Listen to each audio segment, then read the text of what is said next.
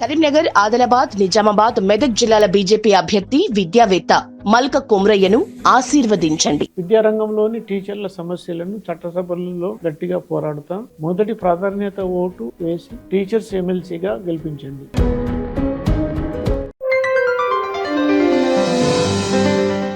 హృదయపూర్వక నమస్కారాలు తెలియజేస్తూ ఎలక్ట్రానిక్ మీడియా, ప్రెస్ మీడియాలకు, సోదరులకు ధన్యవాదాలు తెలియజేస్తూ, నా పేరు కూర రఘుత్తమరెడ్డి. ప్రస్తుతం నేను కరీంనగర్, ఆదిలాబాద్, నిజామాబాద్, మెదక్ పూర్వపు జిల్లాలకు సంబంధించి ఉపాధ్యాయ శాసన మండలిగా పనిచేస్తున్నాను. ఈ నెలలో 27వ తేదీ నాడు కరీంనగర్ ఉపాధ్యాయ శాసన మండలి ఎన్నికలు జరగబోతున్నటువంటి నేపథ్యంలో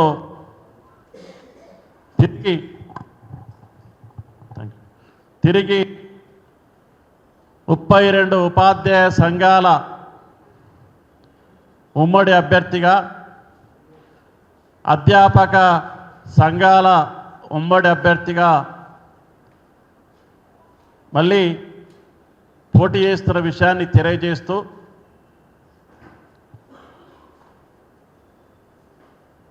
నాకు జన్మనిచ్చి కీర్తిశేషులైన మా అమ్మా నాన్నకు చిన్నప్పటి నుంచి నాకు మా విద్యాబుద్ధులు నేర్పి మీ ముందు మాట్లాడే జ్ఞానాన్ని ఇచ్చిన మా ఉపాధ్యాయులందరికీ, ఉపాధ్యాయ శాసన మండలి సభ్యులుగా 6 సంవత్సరాల పాటు సేవేసే భాగ్యం కలిగించిన అధ్యాపక ఉపాధ్యాయులందరికీ నమస్కారాలు తెలియజేస్తూ, ఇప్పుడు 20 ఉపాధ్యాయ ఎన్నికలు ఒక ప్రత్యేకతను సంతరించుకున్నాయి. ఎందుకంటే గౌరవనీయులు నిరంతరం మనం పాదాలకు నమస్కరించుకునే గొప్ప వ్యక్తి మన రాజ్యాంగ నిర్మాత బిఆర్ అంబేద్కర్ గారు కేవలము ఉపాధ్యాయులకు మాత్రమే ఉపాధ్యాయ శాసన మండలి అనేటువంటి వ్యవస్థను ప్రవేశపెట్టి ఉపాధ్యాయులకు మాత్రమే ఈ అవకాశాన్ని కల్పించాడు. ఎన్నో రకాల వృత్తులు ఉన్నప్పటికీ ఎవ్వరికీ ఇవ్వని అవకాశం గురువులకు మాత్రమే ఈ అవకాశం దక్కాలి అనేటువంటి ఒక సత్సంకల్పంతో మాకు మాత్రమే ఆ మహానుభావుడు ఇట్లా చట్టసభలో, శాసన మండలిలో పోటీ చేసే విధానాన్ని అమలుపరిచిన తీరును మీ దృష్టికి తెస్తున్నా. తద్వారా జరగబోతున్న ఉపాధ్యాయ శాసన మండలి ఎన్నికల్లో ఉపాధ్యాయులు మాత్రమే శాసన మండలి సభ్యుల్లో ఉండాలని వారి ఆలోచన, తపన. కానీ ఎప్పుడైతే సమాజం మానవ సంబంధాలు, రక్త సంబంధాలు, విలువలు తగ్గిపోతున్నటువంటి ఈ సందర్భంలో డబ్బు కొరకే ప్రాధాన్యత ఇచ్చే సమాజం ఏర్పడుతున్నటువంటి సమయంలో ఈ ఉపాధ్యాయ శాసన మండలి సభ్యుడిగా మనం అందరం ఎన్నిక కావచ్చు. చట్టసభలో ఒక పార్లమెంటు సభ్యుడిగానో, ఒక శాసన సభ్యుడిగా ఎన్నుకోబడాలంటే కోట్లు ఖర్చు చేయాల్సి ఉంటుంది. మళ్ళీ తిరిగి ప్రజలకు సేవ చేయాల్సిన అవసరం ఉంటుంది. నిరంతరం ప్రజలకు అందుబాటులో ఉండాల్సిన అవసరం ఉంటుంది అని డబ్బున్న మేధావులందరూ మా ఉపాధ్యాయ శాసన మండలి ఎన్నికలైతే 30,000 ఓట్లకు మించి ఉండవు, 10,000 ఓట్లు కొనుక్కుంటే అయిపోయి 6 సంవత్సరాల పాటు చట్టసభలో ఉండొచ్చును అని ఒక చెడ్డ ఆలోచనతో ఉపాధ్యాయులకు దక్కాల్సిన అవకాశాన్ని డబ్బున్నటువంటి రియల్ ఎస్టేట్ వ్యాపారులు, కార్పొరేట్కి సంబంధించిన వ్యక్తులు మా వ్యవస్థలోకి చొరబడి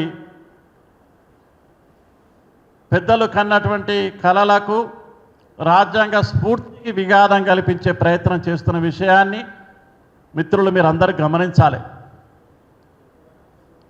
నిజంగా వీళ్ళ కోసమే శాసనమండలి సభ్యులు ఉంటే ఇలా తెలంగాణలో ఉపాధ్యాయ శాసనమండలి స్థానాలు 3, 1 కరీంనగర్, 2 నల్గొండ, 3 మహబూబ్ నగర్.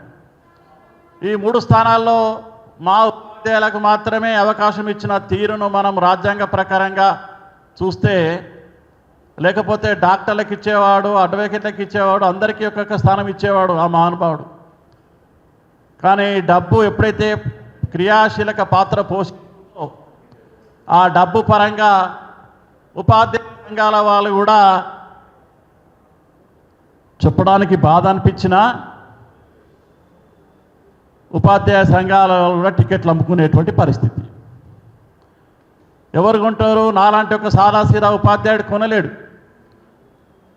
రియల్ ఎస్టేట్ వ్యాపారుడు అయితే మీకు అందరూ తెలుసు ఎవరి దగ్గర సమాజంలో డబ్బు ఉంది, నల్లధనం ఉంది అని.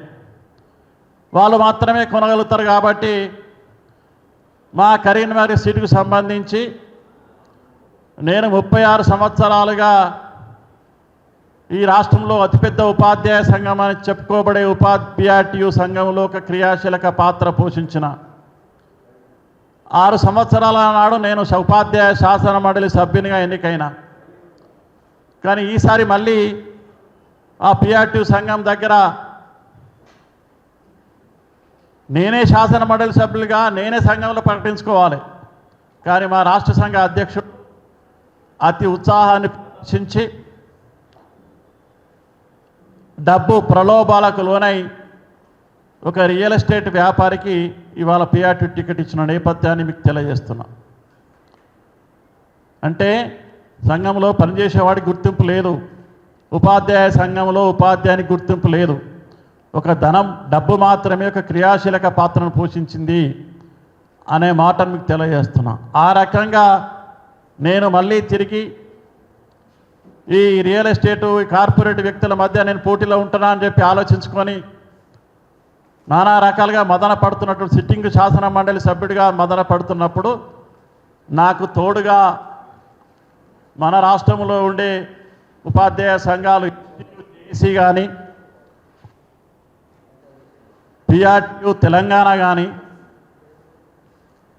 Telangana junior lecturers association JAC కానీ, మోడల్ స్కూల్కి సంబంధించిన సంఘాలు కానీ, తెలంగాణ UTF అటువంటి జేఏసీ సంఘాలు దాదాపుగా 30-32 సంఘాలు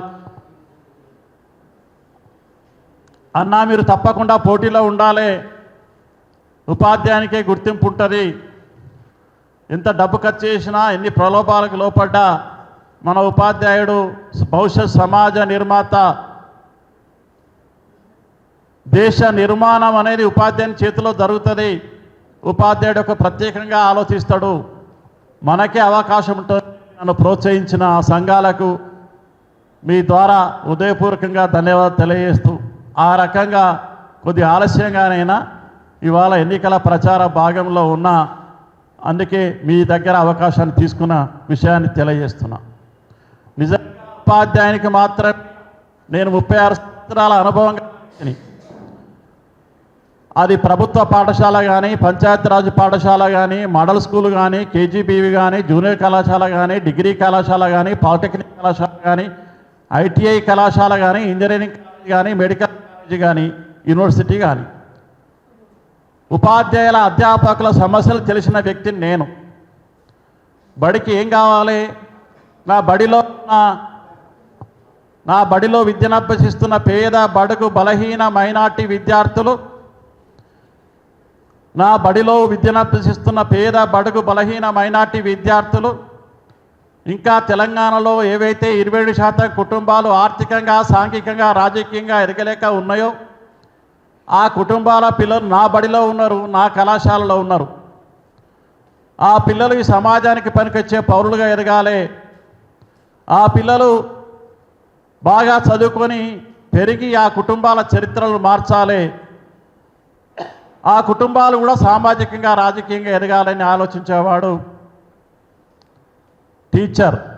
అందుకే ఆ టీచర్కు మాత్రమే మన రాజ్యాంగం శాసనమండలిలో అవకాశం ఇచ్చింది, మిగతా వారికి ఎవరు ఇవ్వాలి.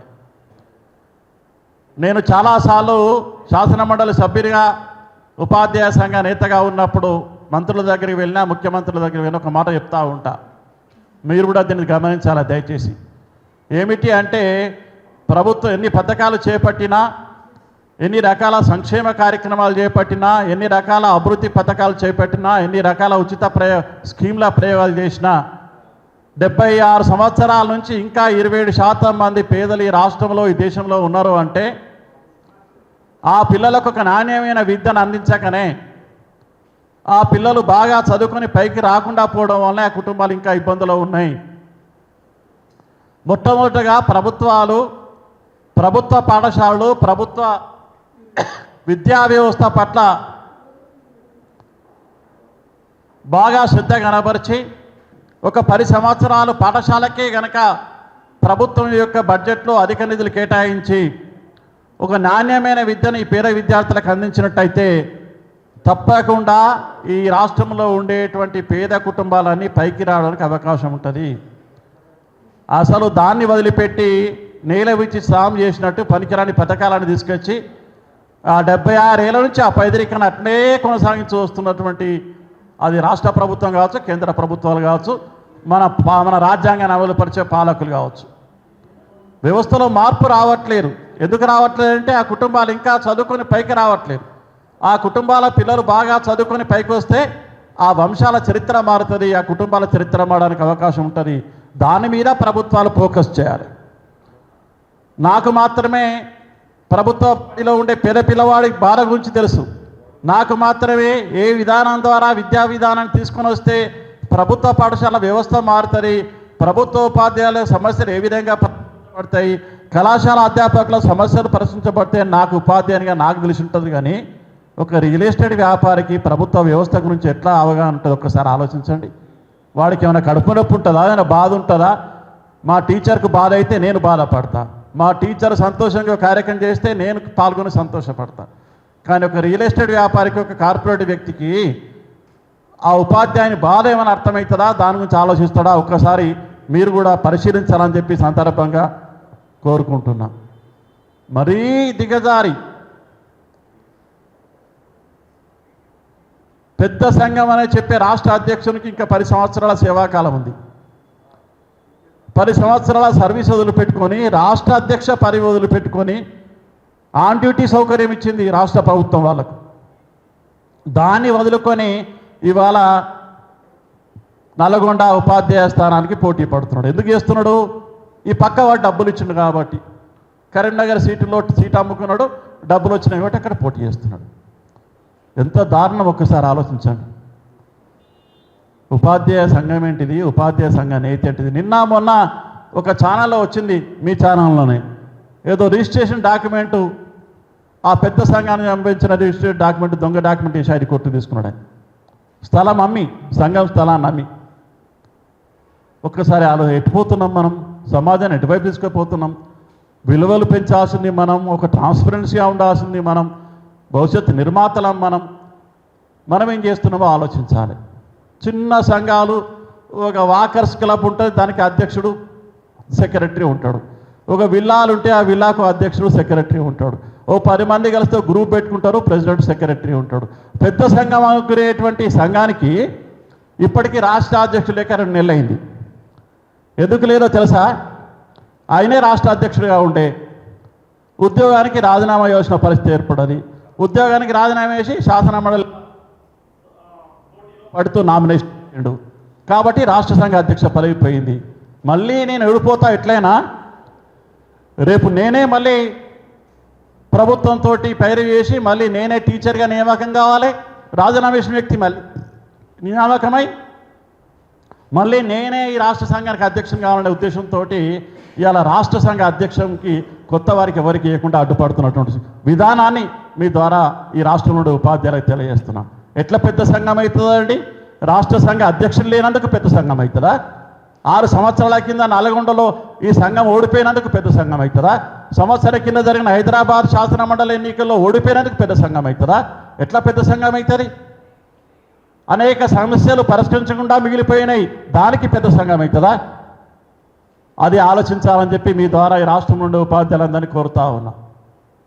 ఎవరైతే ఉపాధ్యాయుల సేవాపరంగా ఇంత నీతి నిజాయితీగా విలువలకు లోబడి పనిచేస్తారో వాళ్ళు ఉత్తమ ఉపాధ్యాయులు అవుతారు. పేద పిల్లల కష్ట సుఖాల్లో పాలు పంచుకున్నవాడు ఉత్తమ ఉపాధ్యాయులు అవుతాడు. అటువంటి ఉత్తమ ఉపాధ్యాయులు ఉన్నటువంటి సంఘం పెద్ద సంఘం అవుతుంది. కానీ ఈ అందరినీ చేర్చుకొని నేను ఏం చేయకున్నా తప్పు చేసినా ఒప్పు చేసినా నేనే పెద్ద సంఘం అంటే అది ఎంత అవమానకరమైన విషయం ఒక్కసారి ఆలోచించాల్సిందిగా కోరుతా ఉన్నా.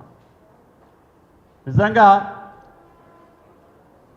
సామాజిక న్యాయం గురించి మాట్లాడాలి, ఆలోచించాలి. ఇంతకుముందు ఒక మిత్రుడు అడిగిండు, ఎప్పుడు మీరే ఉంటారు రాష్ట్ర సంఘ అధ్యక్ష ప్రధాన కార్యదర్శులు, మీకే శాసనమండలి టికెట్ ఎందుకు ఇస్తుందని అడిగిండు.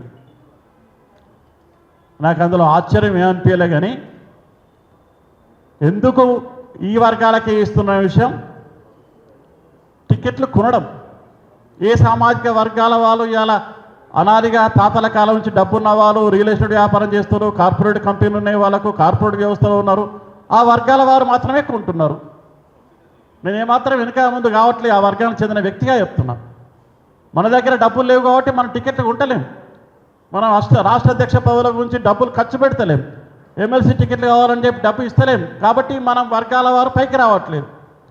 నేను ఇవాళ ధైర్యంగా మీ ముందు ఈ రాష్ట్రంలో ఉండేటువంటి ఉపాధ్యాయ సోదరులకు సామాజిక పరంగా ఆలోచించే మేధావులకు చెప్తా ఉన్నా. నేను మాటలు చెప్పను, కానీ నా పనితీరులో చాలా రకాలుగా అంశాలు జోడించబడతాయి. చెప్పుకుంటే హాస్యాస్పదం. నేను 6 ఏళ్ళు శాసనమండలిలో పనిచేసిన, గత సంవత్సరం యోధులైనటువంటి ఉపాధ్యాయ ఉద్యమ నేతలు ఉన్నారు, వాళ్ళని ఒడగొట్టిన. 30 ఏళ్ళు ఉపాధ్యాయ సంఘంలో పనిచేసిన. ఇది మొదటిసారి నేను పెడుతున్న ప్రెస్ మీట్. గత ఎన్నికల్లో పొడిచినప్పుడు పెట్టలే. 6 సంవత్సరాల శాసన మండలి ప్రెస్ పాయింట్కి మీడియా పాయింట్కి పోయి మాట్లాడలేను. నేను ఒక సాదాసీద బడి పంతులు కొడుకును, నేను ఒక సాదాసీద బడి పంతులు. నాకు బడి గురించి ఆలోచన ఉంటుంది, బడి పంతుల గురించి ఆలోచించాలి, కానీ మీడియా దగ్గరికి ఎప్పుడు రాలే. నేను ఈరోజు ఎందుకు వచ్చినా అంటే ఎంత ఘోరంగా ఉపాధ్యాయ సంఘాల నేతలు ఆలోచిస్తున్నారు, వ్యవస్థ ఎటుపోతున్నది సమాజం మొత్తం తెలవాలని, మీ ద్వారా మా ఉపాధ్యాయ సమాజానికి తెలవాలని ఇలా మీడియా ఈ సమావేశంలో పాల్గొంటున్న విషయాన్ని మీకు తెలియజేస్తున్నా. నేను సామాజిక న్యాయపరంగా చెప్తున్నా, గర్వంగా చెప్తున్నా. ఎవరేమనుకున్నా సరే ఈ రాష్ట్రంలో నాకు ఒక్కడే కొడుకు, మా కూడా ఎస్సీ సామాజిక వర్గం చెందిన అమ్మాయి మా ఇంటి దేవత. ఇవాళ చెప్పే మాటలకు చేతలకు చాలా తేడా ఉంటుంది. ఒక ఎస్సీ అమ్మాయి మా ఇంటి దేవత ఇవాళ నా కూడా చేసి నిరూపించాను. నేను నా ఒక్క కొడుకు, నేను ఎన్నో ఆశలు పెట్టుకొని ఉన్నటువంటివి నేను, కానీ సామాజిక న్యాయం వైపు ఆలోచించినప్పుడు మావోని కోరికను నేను అడిగినప్పుడు వాడు ఈ విషయాన్ని నా ముందట పెట్టినప్పుడు నేను ఓకే అన్నా. నేనే పెళ్లి చేసిన అమ్మాయి తల్లిదండ్రుల లెవెలకు ₹1,000 ఖర్చు కాకుండా 2 కోట్లు ఖర్చు పెట్టి 6,000 మంది ఉపాధ్యాయులతోటి ఘనమైన పెళ్లి నిర్వహించిన మా అబ్బాయిని. ఫిబ్రవరి 11 నిన్న అయింది ఆ పెళ్లి, 1 ఇయర్ అయింది. లాస్ట్ ఇయర్ ఫిబ్రవరి 11 ఆ పెళ్లి జరిగింది. ఇక్కడ ఎవరు చేతుల్లో చూపిస్తారు? ఎవరి దగ్గర సామాజిక న్యాయం ఉంది? ఎవరు తప్పు చేసినారు ఉపాధ్యాయ లోకానికి?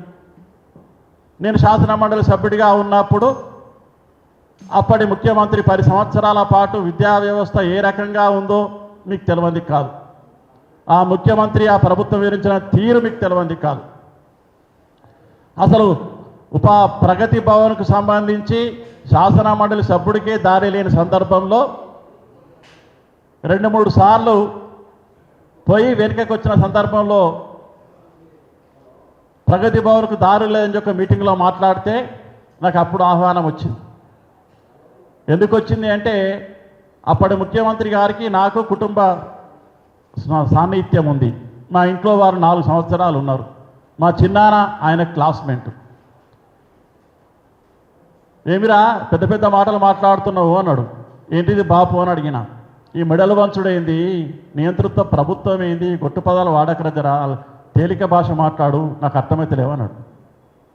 అట్లాంటి ముఖ్యమంత్రిని కూడా లైన్లో పెట్టించుకొని నాకు ఈ ఉపాధ్యాయులు ఇచ్చిన అవకాశాన్ని సద్వినియోగం చేసుకోవాలని ఆయనతోటి ఆ రకంగా ర్యాపో పెంచుకోవడం వల్లనే కదా 7.5% ఫిట్మెంట్ తోటి పిఆర్సీ కమిటీ రిపోర్ట్ అనడిస్తే ఈ రాష్ట్రంలో ఉండే 9,26,929 మంది ఉద్యోగ ఉపాధ్యాయులకు, కాంట్రాక్టర్లకు, అవర్లీ బేస్డ్ వాళ్ళకు 30% పిఆర్సీ ఫిట్మెంట్ ఇప్పించినాం.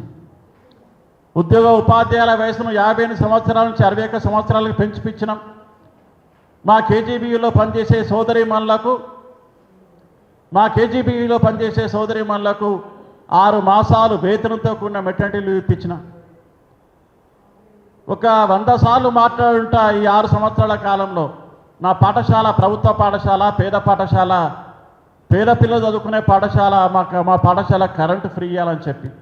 ప్రభుత్వ పాఠశాల అంటారు, కరెంటు బిల్లు కట్టుకుంటుంది ప్రభుత్వం. ఎంత ఘోరంగా 75 సంవత్సరాల నుంచి ఏ రకంగా వ్యవస్థ వచ్చిందో ఒకసారి ఆలోచించండి. ప్రభుత్వ పాఠశాల ఏంది, కరెంటు బిల్లు కట్టడం ఏంది? అన్నిటికీ ఫ్రీ ఇచ్చే ప్రభుత్వం బడికి వచ్చేవారు కరెంటు బిల్లు కట్టమంటారు. మా పాఠశాల ప్రధానోపాధ్యాయులకు నెల అది పెద్ద టెన్షన్. దాన్ని ఒక 50-20 సార్లు సభలో ప్రస్తావించి కదా ఇవాళ ప్రాథమిక పాఠశాల కేజీ నుంచి యూనివర్సిటీ స్థాయి దాకా కొత్తగా వచ్చిన ప్రభుత్వంతో ఫ్రీ విద్యుత్తుని ఇప్పించినటువంటి నేపథ్యాన్ని ఈ సందర్భంగా ఈ రాష్ట్రంలో ఉపాధ్యాయులందరికీ తెలియజేస్తా ఉన్నాం. మన ఆలోచన విధానం ప్రకారమే కదా అప్పటి ప్రభుత్వం పాఠశాల మౌలిక వసతులు కల్పించడానికి, పాఠశాల వసతుల కొరకు అప్పుడు పాఠశాల వ్యవస్థలో మార్పు తీసుకొచ్చినటువంటి పథకం. ఈ ప్రభుత్వం వచ్చిన తర్వాత ఆ వ్యవస్థను అట్టే కొనసాగించాలని కోరినప్పుడు అమ్మ ఆదర్శ పాఠశాల కమిటీల ద్వారా, అమ్మ ఆదర్శాల కమిటీల పేరు మీద ఇవాళ పాఠశాలలో ఉండేటువంటి ఈ రాష్ట్రం ఉండే అన్ని కళాశాలలకు, పాఠశాలకు మౌలిక వసతులు కల్పిస్తుంది ఈ ప్రభుత్వం. ఇట్లా అనేక రకాల సమస్యలు. నేను హెల్త్ కార్డుల విషయంలో అందరు ఉద్యోగస్తులకు ఏముంటుందంటే హాస్పిటల్లో ఫ్రీ ట్రీట్మెంట్ అని హెల్త్ కార్డు ఇస్తుంది ప్రభుత్వం. ఆ హెల్త్ కార్డు ఇష్టపోతే ఏ హాస్పిటల్లో కూడా చేంజ్ చేసుకోడు. ఎందుకు చేసుకోవాలంటే ప్రభుత్వం మాకు బకాయి ఉంది, మీకు ట్రీట్మెంట్ చేయలేమని పంపిస్తుంది. దానికి ఇవాళ ఈ రాష్ట్ర ప్రభుత్వాన్ని వేదిక ద్వారా కోరుతా ఉన్నా, ఆ విధానం వద్దు. ప్రతి ఉద్యోగి ఉపాధ్యాయుకి ప్రతి నెల మెడికల్ అలవెన్స్ కింద ప్రతి ఉద్యోగి ఉపాధ్యాయ కుటుంబానికి 2,000 రూపాయలు ఇచ్చి ఆ నగదు విధానాన్ని ప్రోత్సహించాలి. హెల్త్ కార్డుల ద్వారా ఈ విధానం కార్పొరేట్ వైద్యం అందది మా ఉద్యోగులకు, ఉపాధ్యాయులకు అని తెలియజేస్తా ఉన్నాం. సిపిఎస్ ఉద్యోగులకు సంబంధించి 2003 వరకు ఉన్నటువంటి నియామకం పొంది నియామక పత్రాలు అందరినీ ఉద్యోగ ఉపాధ్యాయులందరూ పాత పెన్షన్లో కొనసాగాలి. అన్ని రాష్ట్రాల నుంచి వచ్చినటువంటి ఉద్యమాల ద్వారా కేంద్ర ప్రభుత్వం స్పందించి 57 మెమోను జారీ చేసింది. దాని సారాంశం ఏమిటంటే ఈ 57 మెమో ప్రకారంగా 2004 వరకు నియామకం ఉత్తర్వులు పొందిన ఉపాధ్యాయ ఉద్యోగులకు కూడా పాత పెన్షన్ కొనసాగించాలని. దాని గురించి ప్రభుత్వాన్ని డిమాండ్ చేస్తున్నాం. ఇవాళ వాళ్ళకి పాత పెన్షన్ విధానాన్ని ఇప్పించాలని. ఇప్పుడున్న ప్రభుత్వం ఈ రాష్ట్రంలో ఉండే ఉద్యోగ ఉపాధ్యాయులందరికీ పాత పెన్షన్ ఇస్తామని చెప్పింది. ముఖ్యమంత్రి గారికి 10 సార్లు మనం విజ్ఞప్తి చేసినాం. వచ్చేటువంటి బడ్జెట్ మీటింగ్ సమావేశం చివరి ముగింపు సమావేశంలో ఈ రాష్ట్ర ముఖ్యమంత్రి తప్పకుండా 2003 వరకు ఉన్నటువంటి ఉద్యోగ ఉపాధ్యాయులకు పాత పెన్షన్ విధానాన్ని ప్రకటిస్తాడు అని చెప్పి ఈ వేదిక ద్వారా ఈ రాష్ట్రంలో ఉండే ఉద్యోగ ఉపాధ్యాయులందరికీ తెలియజేస్తా ఉన్నా. ఇట్లా పెండింగ్ సమస్యలు, మోడల్ స్కూల్కి సంబంధించి 010 వేతనాలు రావాలని, కేజీబీ సోదరిమణులకు మోడల్ స్కూల్ గురుకుల పాఠశాల ఉపాధ్యాయులకు సంబంధించి ప్రమోషన్లు కలిగాలని, బదిలీలు కలిగాలని, సమయాన్ని మార్చాలని, ఇట్లా అనేక రకాల ప్రభుత్వానికి విన్నవించిన సందర్భాలను నేను శాసనమండలి సభ్యులుగా మీ ద్వారా తెలియజేస్తున్నాను. ప్రతి అంశంలో ఎక్కడ ఉపాధ్యాయుడు వ్యక్తిగతంగా ఇబ్బంది పడ్డా, డ్యూటీలో ఇబ్బంది పడ్డా స్పందించేటువంటి వ్యక్తి ఒక ఉపాధ్యాయునికి ఉంటుంది, ఒక కార్పొరేటర్కో రియల్ ఎస్టేట్కో ఉండదు అని చెప్పి సందర్భంగా తెలియజేస్తున్నాను. కాబట్టి దయచేసి ఈ రాష్ట్రంలో ఉండే ఉద్యోగ ఉపాధ్యాయులు జాగ్రత్తగా, ఎందుకంటే భవిష్యత్ సమాజ నిర్మాణం నీ చేతిలో జరుగుతుంది. నువ్వు ట్రాన్స్పరెన్సీగా ఉండకపోతే సమాజం ఇబ్బందులు కూడా అవకాశం ఉంటుంది. ఈ పేద ధనిక ఆంతర్యం మళ్ళీ పెరగడానికి అవకాశం ఉంటుంది. నువ్వు మాత్రమే నీ పాఠశాలలో ఒక క్వాలిటీ ఎడ్యుకేషన్, పేద పిల్లవాడు నీ బడిలో ఉన్నాడు, ఆ పిల్లవానికి క్వాలిటీ ఎడ్యుకేషన్ అందించాల్సిన బాధ్యత మా ఉపాధ్యాయుల మీద ఉన్నది. అదొక గురుతర బాధ్యతగా భావించి ఈ సమాజాన్ని సమసమాజం వైపు తీసుకుపోవాల్సిన బాధ్యత ఉపాధ్యాయులే. ఒక ముఖ్యమంత్రి వచ్చి బంగారు తెలంగాణ అంటాడు, ఇప్పుడున్న ముఖ్యమంత్రి అభివృద్ధి చెందిన తెలంగాణ అంటాడు. ఎవరండి అభివృద్ధి తెలంగాణ నిర్మాతలు? ప్రభుత్వాలు కావు, మా ఉపాధ్యాయులు బంగారు తెలంగాణ నిర్మాత. మా ఓడు అనుకుంటే ఒక 10 సంవత్సరాలు కష్టపడి విద్యా వ్యవస్థలో మార్పు తీసుకోవాలని కంకణం కట్టుకుంటే నేను ఖచ్చితంగా ఈ సమాజంలో ఉండే పేదరికం పిల్లలందరూ పైకి రావడానికి అవకాశం ఉంటుంది. మా టీచరే బంగారు తెలంగాణ అభివృద్ధి తెలంగాణ నిర్మాత అవుతారని చెప్పి సందర్భంగా తెలియజేస్తున్నాం. ఇటువంటి ఉపాధ్యాయుడు ఉన్నటువంటి సమయంలో, వ్యవస్థలో ఇన్ని మార్పులు తీసుకురావాల్సిన సమయంలో ఉపాధ్యాయ సంఘాల నేతలు ఎన్ని రకాల అవినీతికి పాల్పడుతున్నారో ఒక్కసారి దయచేసి మీరు సమాజానికి తెలియవలసిందిగా.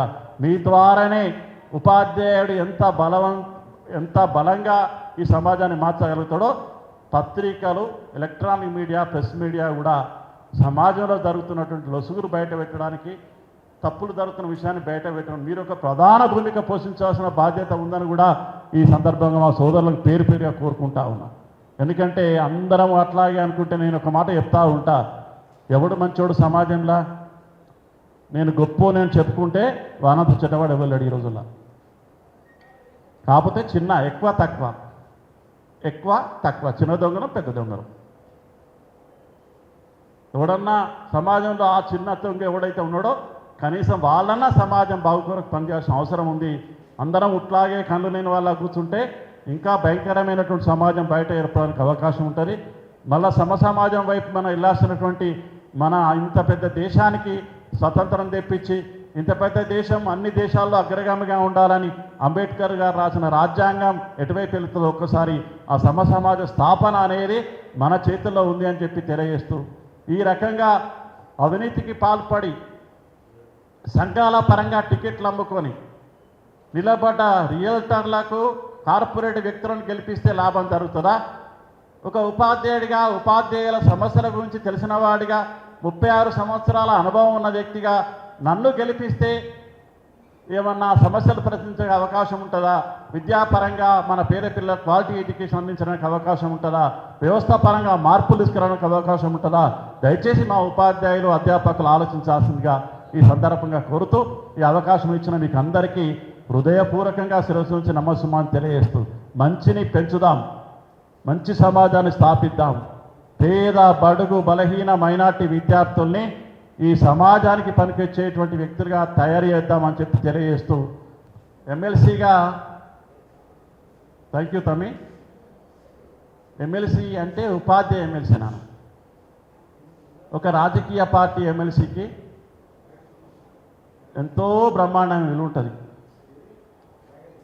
ఉపాధ్యాయ శాసనమండలి సభ్యుడు అంటే ఒక మండల ప్రెసిడెంట్ అంత విలువ ఉంటుంది అధికార ప్రభుత్వం దగ్గర. మనం ఏదో ఎమ్మెల్యేలను గెలిపించడం కాదు, ఎంపీలను గెలిపించడం కాదనుకుంటుంది ప్రభుత్వం. సాదాసీదా ఉపాధ్యాయులు ఎట్లుంటాడో నేను అట్లే ఉన్నా, ప్రభుత్వం కూడా మన పట్ల అట్టే ఆలోచన ఉంటుంది. మనము మన సమస్యల్ని, మన వ్యవస్థకు కలుగుతున్న ఇబ్బందుల్ని, నా ప్రభుత్వ బడిలో ఉన్న ఇబ్బందుల్ని, నా ప్రభుత్వ కళాశాలకు సంబంధించిన ఇబ్బందుల్ని ప్రభుత్వ దృష్టికి తీసుకుపోవడమే నా బాధ్యతగా ఉంటుంది. పరిష్కరించాల్సిన బాధ్యత ప్రభుత్వాలది. ఆ 15 సంవత్సరాల కాలం ఏ ప్రభుత్వం ఉందో, ఎటువంటి ప్రభుత్వం ఉందో నేను మొదటి వాక్యంలో చెప్పిన నాన్న నీకు. కాబట్టి కొన్ని సమస్యలు పరిష్కరించబడ్డాయి. నేను ఒక గొప్పగా చెప్పిన ఒక మాట, నిజంగా 7.5% ఫిట్మెంట్ ఇవ్వమన్నది పిఆర్సీ కమిటీ. ప్రభుత్వానికి రిపోర్ట్ ఇస్తే 30% పిఆర్సీని సాధించినప్పుడు అటువంటి ప్రభుత్వం దగ్గర కూడా ఈసారి కూడా ఈ ముఖ్యమంత్రి గారు డిఏలు ఇచ్చేది ఉన్నది ఇవ్వమని చెప్పి అడుగుతున్నాం. సార్ పిఆర్సీ అమలుపరచాల్సి ఉన్నది, అమలుపరచమని చెప్పి అడిగినాం. అడిగితే మా ముఖ్యమంత్రి గారు ఏమంటారంటే, ఆల్రెడీ మీ టీచర్లందరూ, మీ మహిళా టీచర్లందరూ ఫ్రీ ఆర్టిస్టులు పోతున్నారు, ఒక్కొక్కరికి 5 నుంచి 10,000 మిగులుతున్నాయి, పెంచినట్టే కదా జీతాలు అన్నాడు. అప్పుడు నేను కూడా ఆశ్చర్యపోయినాను, నిజంగానే కదా మన ఆర్టిస్టులు, మా టీచర్లందరూ ఫ్రీ అవుతున్నారని. ఆయన దృష్టిలో సార్ వ్యవస్థను స్టడీ చేస్తున్నా, కొద్దిగా ఓపిక పట్టి సార్ అంటాడు. ఏం వ్యవస్థ సార్? మాకు బడి, బెల్లు, వేతనం. మా టీచర్కి ఏముంటుంది? మా వ్యవస్థలో ఏముంటాయి? వేరే డిపార్ట్మెంట్ అంటే అవస్థలు ఉంటాయి, తనకు సెట్ చేయాలి. కానీ మా స్కూల్ ఎడ్యుకేషన్లో పిల్లవాడు బడి, బెల్లు, జీతం. ఆయన ఏమన్నాడు? ఫస్ట్ నాడు జీతాలు ఇస్తున్నాడా లేదా, మిగతా సమస్యల నుంచి మెల్లమెల్లగా పరిష్కరించుకుందామన్న ఒక్కొక్కటి. మొదటి తారీఖు నాడు వేతనం ఇస్తున్న ప్రభుత్వం ఏది అనే ప్రశ్న నన్ను అడిగిండు సార్. అట్లా ప్రభుత్వానికి మా ఉపాధ్యాయులకు అధ్యాపకులకు ప్రభుత్వానికి మా పాఠశాలలు కళాశాలల పట్ల ఉన్న సమస్యల సాధన కొరకు వారధిగా పనిచేసేవాడు ఉపాధ్యాయ శాసన మండలి సభ్యుడు. విలువల కోసం పాటుపడిన, విలువలతో పనిచేసిన ఇప్పటి వరకు శాసన మండలిలో ఒక పార్టీ కండువా కప్పుకున్న వ్యక్తి ఎవరైనా ఉన్నారు అంటే ఆయన నేనే కూర రఘుత్తం రెడ్డి. అందరూ పార్టీ పరంగా కండువా కప్పుకున్నాను. నేను కూడా పార్టీలతో పనిచేసిన, ప్రభుత్వాలతో పనిచేసిన. ఎందుకంటే నా ఉపాధ్యాయుల సమస్యలు పరిష్కరించబడాలి. ఉపాధ్యాయుల సమస్యలు పరిష్కరించాలంటే రాష్ట్ర ప్రభుత్వం ఏదంటే దాంతో కలిసి పనిచేయాలి. అంతేగాని కండువ మాత్రం కప్పుకోలేని విషయాన్ని మీ ద్వారా ఈ సమాజానికి తెలియజేస్తున్నాను. థ్యాంక్ యూ తమ్ముళ్ళు, అందరికీ అవకాశం ఇచ్చి. నానా వెల్కమ్ సార్.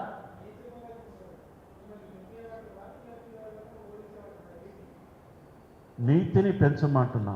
ఇది ధర్మానికి అధర్మానికి జరుగుతున్న యుద్ధం, పవిత్రతకు అపవిత్రతకు మధ్య జరుగుతున్న ఎన్నికలు. మా ఉపాధ్యాయులు చాలా లోతుగా ఆలోచిస్తారు, మంచి విజ్ఞతతో ఆచితూచి వేసి మంచి విధంగా టీఆర్టీయూ సంఘం పెద్ద సంఘం ఎందుకు అయితే 4 ప్రశ్నలు నేనే వేసిన కదా. 2 సార్లు శాసనమండలిలో ఓడిపోయేందుకు పెద్ద సంఘమా, రాష్ట్ర అధ్యక్ష పదవి లేకుండా ఖాళీగా ఉన్నందుకు పెద్ద సంఘమా, ఇంకా టీఆర్టీయూ సంఘం మన సంఘానికి సంబంధించిన ప్లాట్లు అమ్ముకున్నందుకు పెద్ద సంఘమా, ఎందుకు దాన్ని సమర్థిద్దాం అని మా టీచర్లు ఆలోచించాలి.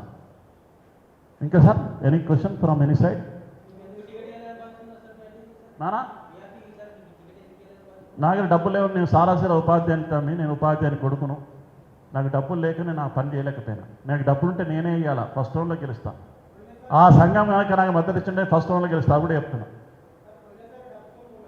డబ్బుతో మళ్ళీ అప్పటికి నాకంటే నాకు అసలు ఏం సమాజం తెలియదు, నాకు ఎమ్మెల్సీ ఆశ తెలియదు, నేను ఎమ్మెల్సీ అయితే జీవితంలో ఊహించాలి. కానీ అప్పుడున్న వ్యక్తి అక్రమాలకు పాటుపడి తప్పులు చేస్తుంటే నాకు పిలుపు వచ్చింది సంఘభవనం నుంచి. టికెట్లు కొనే సంస్కృతి ఇప్పుడే స్టార్ట్ అయింది నాకు. గతంలో ఎప్పుడు రాష్ట్రంలో ఉండేటువంటి 1-2 సంఘాల్లో అటువంటి వ్యక్తులు చొరబడ్డారు. వాళ్ళు డబ్బుతోటే అవినీతితోటే పైకి వచ్చారు. ఆ సీటు దాకా అట్లే వచ్చారు, డబ్బులు ఇచ్చుకుంటూనే కొనుక్కుంటూ వచ్చారు. కాబట్టి ఆ సీట్లోకి వచ్చిన వ్యక్తులు కూడా డబ్బులు ఇచ్చే సీట్లు అమ్ముతున్నారు.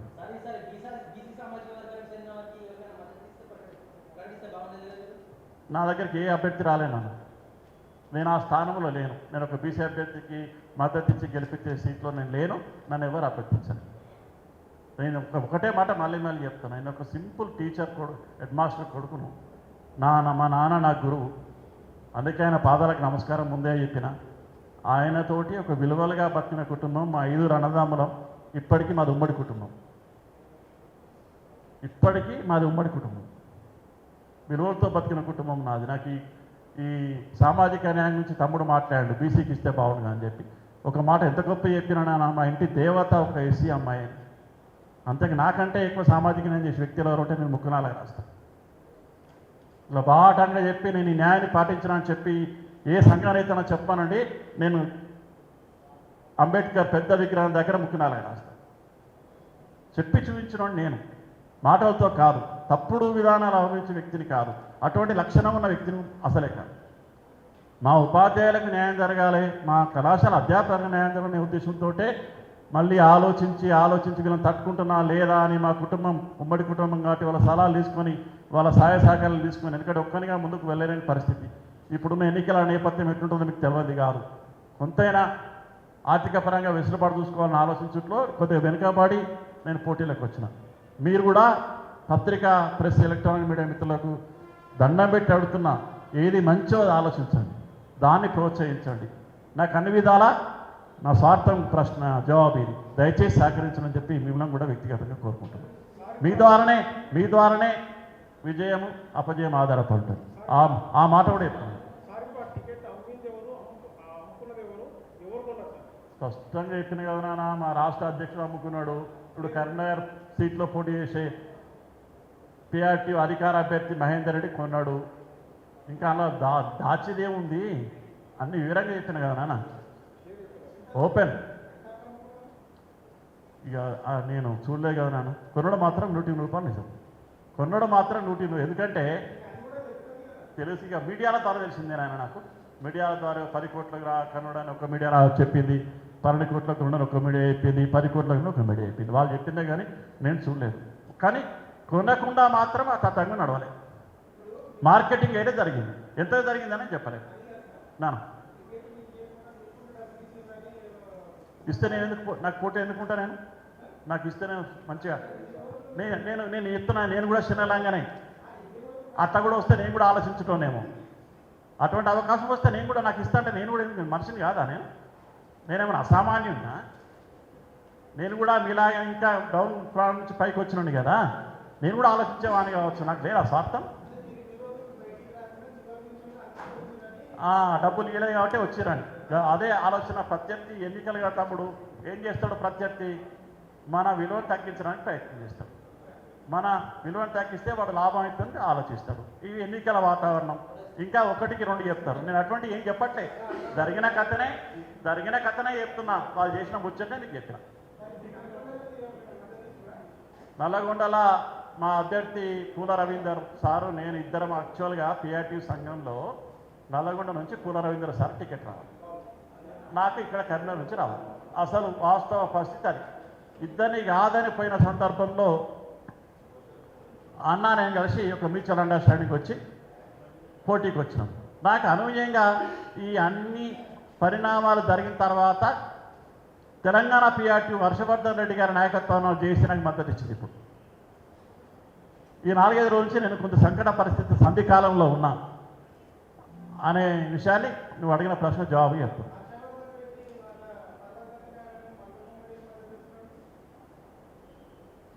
ఇక్కడ నాకు ఇస్తున్నానా? కాదు నాన్న, హర్షవర్ధన్ రెడ్డి నేను నాకు నామినేషన్లో మీరు చూసుంటారు, కరీంనగర్కి వచ్చి నాకు మద్దతుగా మాట్లాడు సంఘం. అది నాకు కరెక్ట్ స్పష్టంగా లేదు, స్పష్టత నాకు క్లారిటీ కదా ఇప్పటివరకు. హర్షవర్ధన్ రెడ్డి వచ్చిన ఆవిడ పర్వసత్యనారాయణ కూడా డాష్లో కూర్చున్నాడు నాతో, పక్కన కూర్చున్నాడు మీటింగ్లో. అదే పర్వసత్యనారాయణ తోటి ఆయన మన హర్షవర్ధన్ రెడ్డి గారి సంఘంకి రాష్ట్ర నాయకుడు. అవును తెలుసు సార్, నాకు క్లారిటీ లేదా. రాజకీయ పార్టీలకు సంబంధించి నా దగ్గర ఉన్న బలం బలహీనత అదే ఉన్నట్టు స్పష్టంగా విషయాన్ని చెప్తా. నాకు సంఘం టికెట్ ఇవ్వడం కానీ నేను ఇంకా ఎదగలేకపోవడం కానీ కూడా బలహీనత కావచ్చు. నా బలం కూడా నా మనసులో ఏది ఉంచుకోకుండా ఏ విషయాన్ని స్పష్టంగా నా మిత్రుల్లో చెప్తా, బయట చెప్తా, నీలాంటి ప్రెస్ మిత్రుడినే చెప్తా. నాకు ఏ రాజకీయ పార్టీ మద్దతు లేదు, కానీ కాంగ్రెస్ పార్టీ మద్దతు కొరకు ప్రయత్నం చేసిన. కాంగ్రెస్ పార్టీ టీచర్ ఎమ్మెల్సీలో మేము ఎవరికి మద్దతు ఇవ్వం, గ్రాడ్యుయేట్ ఎమ్మెల్సీకి మాత్రమే ఇస్తాం. ఒకవేళ రాజకీయ పార్టీలు ఎవరైనా టికెట్ ఇస్తే రాజకీయ పార్టీలు బలంగా ఎన్నికల నాటికి బలంగా కనిపిస్తే చివరి క్షణంలో మాకు బలంగా కనిపించే అభ్యర్థికి మేము మద్దతు ఇస్తాము. ఎందుకంటే ఎవరు గెలిచినా అధికార పార్టీ మారే కాబట్టి మా దగ్గరికే వస్తాడనేటువంటి విశ్వాసంతో ఈ ప్రభుత్వం ఉంది. ఒక రాజకీయ పార్టీ అభ్యర్థి గెలిస్తే రాడు, కానీ ఎవరు గెలిచినా నా దగ్గర రావాల్సిందే కదా అనేటువంటి అంశం మీద ప్రభుత్వం స్టాండ్ అయినది. మన థ్యాంక్ యూ.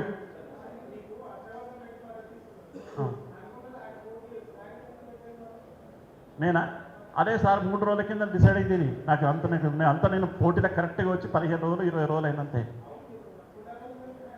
పూల రవీందర్తో తిరిగినా, పూల రవీందర్తో ప్రచారం చేసినానా, నల్గొండ వరంగల్ సభల్లో పాల్గొన్నా, ప్రచారం చేసిన, బళ్ళలో పోయినా.